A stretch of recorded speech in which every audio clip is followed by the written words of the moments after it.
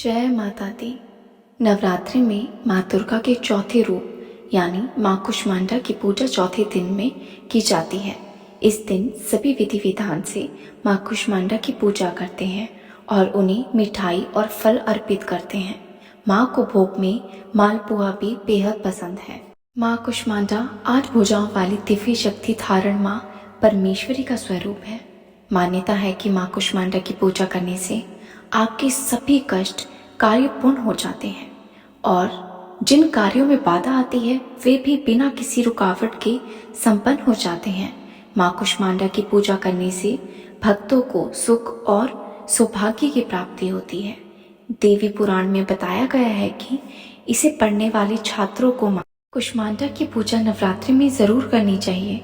माँ दुर्गा उनकी वृद्धि और बुद्धि का विकास करने में सहायक होती है।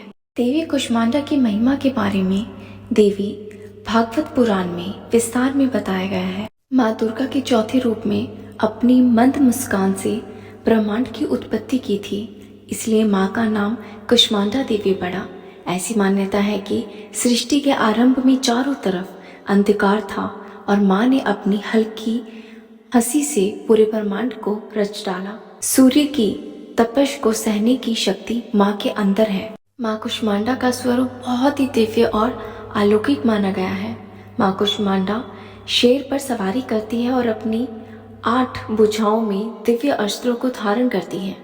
माँ कुष्मांडा के अपने 8 भुजाओं में कमंडल, कलश, कमल, सुदर्शन चक्र धारण किए हुए हैं। माँ कुष्मांडा का यह रूप हमें जीवन शक्ति प्रदान करने वाला माना गया है।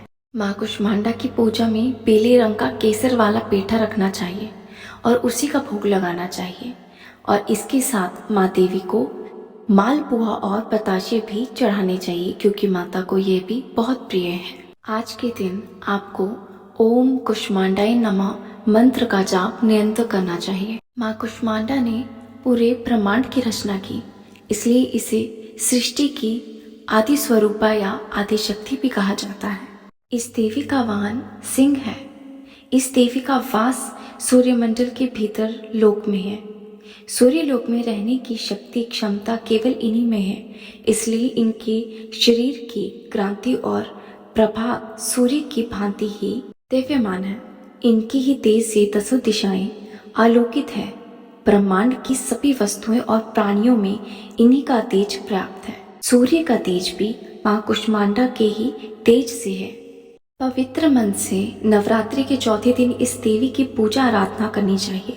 इससे भक्तों के रोगों और शोकों का नाश हो जाता है तथा उसे आयु, यश, बल और आरोग्य प्राप्त होता है। माँ भक्तों की भक्ति से जल्दी ही प्रसन्न होकर उन्हें आशीर्वाद देती है।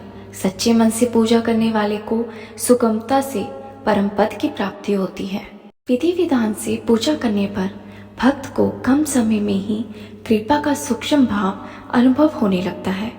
ये देवी आधियों व्याधियों से मुक्त कराती है और उसे सुख, समृद्धि और उन्नति प्रदान करती है। अंततः इस देवी की उपासना से भक्तों को सदैव तत्पर रहना चाहिए। ये थी माँ कुष्मांडा के नवरात्रि की चौथे दिन की कथा। जय जय माँ कुष्मांडा।